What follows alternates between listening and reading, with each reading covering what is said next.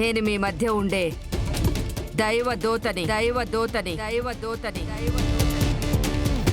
ఈ పవిత్రమైన మానవ సేవ చెయ్యనివ్వకుండా కొన్ని దుష్ట శక్తులు నన్ను అడ్డుకుంటున్నాయి. ఆ శక్తులు ఇప్పుడు మన మధ్యనే ఉన్నాయి. నన్ను మీకు సేవ చేయనివ్వకుండా, సాయపడనివ్వకుండా చేస్తున్న ఆ శక్తుల్ని ఏం చెయ్యాలి? వదిలిపెట్టకూడదు, శిక్ష వేయాలి. వదిలిపెట్టకూడదు, శిక్ష వేయాలి. మాతాకి అందరూ నమస్కారం చేసుకోండి.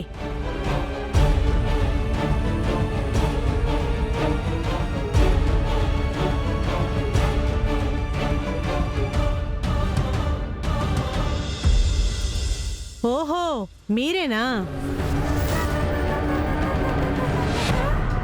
మాతాకి నమస్కారం అంటే ఇలా సాష్టాంగ నమస్కారం చేయాలి. మీరు భక్తులు కాదు కదా, అందుకే మీకు తెలియదు. ఆ దుష్ట శక్తులు వీళ్ళే. దుష్ట శక్తులు వీళ్ళే. దుష్ట శక్తులు వీళ్ళే. వీళ్ళని ఏం చేస్తారో మీ ఇష్టం. ఆగండి, ఆగండి, ఆగండి.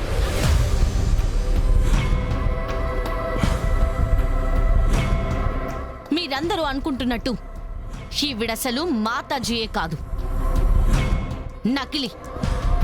అక్కడ నించున్న మనిషి, మీరు దేవుడని మొక్కుతున్న మనిషి ఒక హంతకురాలు. తను మీకు సహాయం చేయడం లేదు, మిమ్మల్ని మోసం చేస్తుంది. మీరెవరో మాకు తెలియదు, కానీ మా మాతని ఇంకొక మాటన్నా మేం చూస్తూ ఊరుకోం. మాత ఎవరో, మాతకున్న శక్తుల గురించి భక్తులమైనా మాకు తెలుసు. మీలాంటి వాళ్ళకి అది చెప్పినా అర్థం కాదు. ఇంకొకసారి మాత జోలికొస్తే మేమందరం చూస్తూ ఊరుకోం.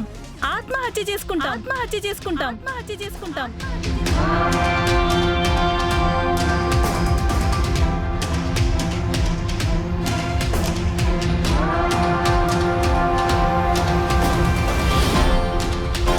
కంటికి కనిపిస్తున్న నిజాన్ని వదిలేసి ఇలా ఊహించుకొని బతికే వాళ్ళని ఏమనాలో నాకు తెలియటం లేదు. మీరు దేన్ని వెతుక్కుంటూ వచ్చారో నాకు తెలియదు, కానీ అది ఎప్పటికీ మీకు దొరకదు. దొరకనివ్వను.